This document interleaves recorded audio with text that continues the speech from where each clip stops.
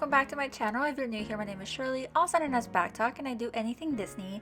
And today we have our disembarkation and travel day home from our Disney Alaska cruise on the Disney Wonder.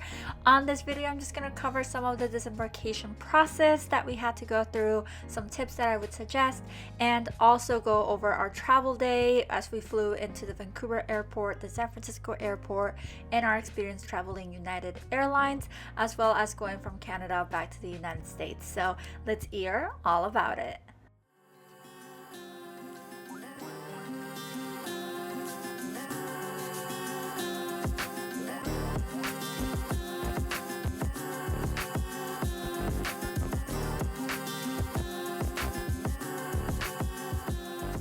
My first tip is to skip the breakfast that you are scheduled to go to. It's usually the restaurant that you went to the night before. The menu is limited. It's the same stuff that you get in Cabanas. You have to wake up super early for this, and it just feels really rushed.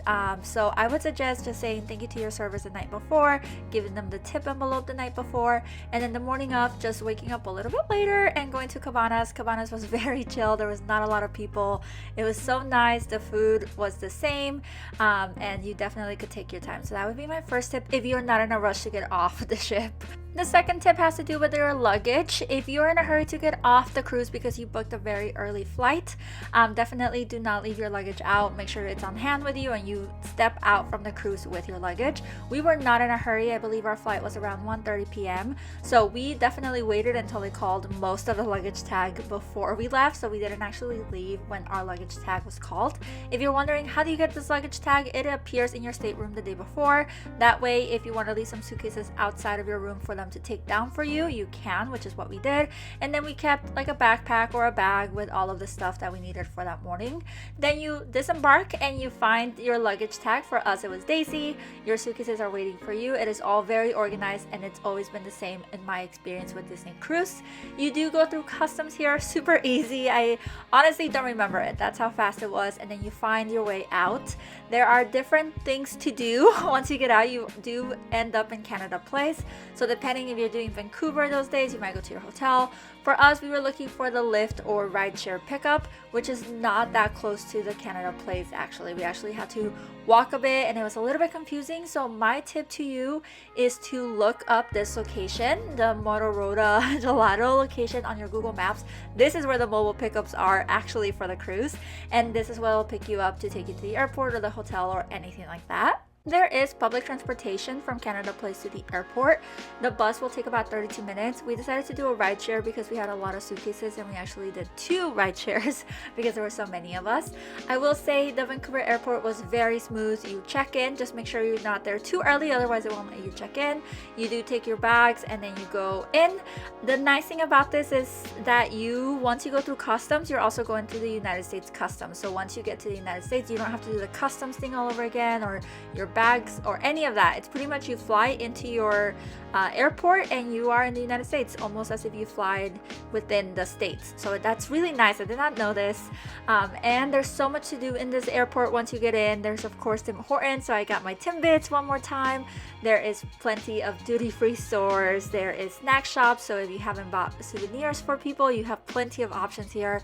If you like your all-dress ruffles and you forgot to buy a bag for your way home, you can definitely get them at the airport. You can get a lot of Canadian staples at the airport in case you forgot, and they're relatively okay prices. Of course, it's airport, so they can upcharge, but it's great. And they have Vessis. I talk about Vessis all the time. I have a link below if you want to check them out, but they're waterproof shoes and I love them. I pretty much have like 4 pairs and I wear them anytime I travel internationally. But anyways, there was tons for us to do, so even though we were there 2.5 to 3 hours early, it was really smooth. And I do have global entry, and global entry was also very smooth. Once we flew into the United States, we didn't have to do customs again, so that made our travel day so much easier than other international trips. So that is very nice. Next up, we have our experience with United Airlines. I do want to say that my favorite thing about flying with them was their app.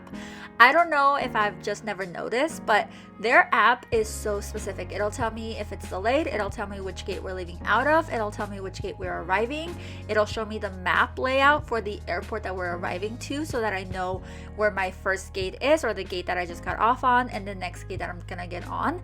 This alleviated so much of the extra stress that you have when you have connecting flights, because if you have have a short time for your connecting flight, trying to figure out which terminal you're going to, if you switch terminals, if you have to take a shuttle, if it's far, if it's a long walk, all of that. Just de-stress, because I could see it in the app and see, okay, it's kind of far, or no, or yes, or whatever. Of course, it has the normal amenities. They give you a snack, they give you a soft drink or water, and it was very comfortable, very fast, and we arrived to the San Francisco airport no problem. The San Francisco airport was very nice, but I will say it felt very large. I'm not sure if it's an actual large airport or it was just my experience, but I felt like the gate that we got out of to the next gate was quite a walk. So if we had a very short connecting flight, or if we had customs, I probably would have panicked a little bit more. Because we had plenty of time and we didn't have to do customs because we had done it back at the Vancouver airport. It was fine just walking and, you know, stretching our legs. But I would definitely recommend giving yourself a little bit of time just in case you get gates that are far from each other, especially if you have to go through customs when you arrive to SFO. Again, in our case, we had plenty of time. We did end up picking up food here because we were starving by then. All we had was, you know, breakfast from Cabanas / Tiana's, and then we came over here to get some lunch, stretch our legs, use the restroom before our second flight home. The airport was very nice. Just again, be prepared to walk just in case. But the nice thing is we didn't have to do customs, which I would gladly take. The flight home, the plane was a little bit smaller, so we didn't have the screens that showed the movies. So just make sure you have either the app ready or your phone charged and ready for you to have some entertainment. I'm not sure if it worked. I remember listening to my audiobook, so just be ready for some entertainment. But overall, it was a really good experience with United Airlines, and I would definitely fly with them again. And that is our disembarkation and travel day back home from our Alaska cruise on the Disney Wonder, as reported from Vancouver, Canada. Let me know if you have any questions on the comments below. I would happy to answer any questions. I know disembarkation has a lot of questions. Also, depending on what time you book your flight, my number one recommendation is don't book it too early. There has been times where I haven't been able to get off the cruise fast enough, but that was more with Norwegian, not so much with Disney. So it just depends on your cruise, depends on your time. So I would not suggest something earlier than maybe 10 or 11 a.m. That would be like my number one answer for that question. But let me know any other questions that you have on the comments. If you have questions about United Airlines or any of the airports, I would be happy to answer.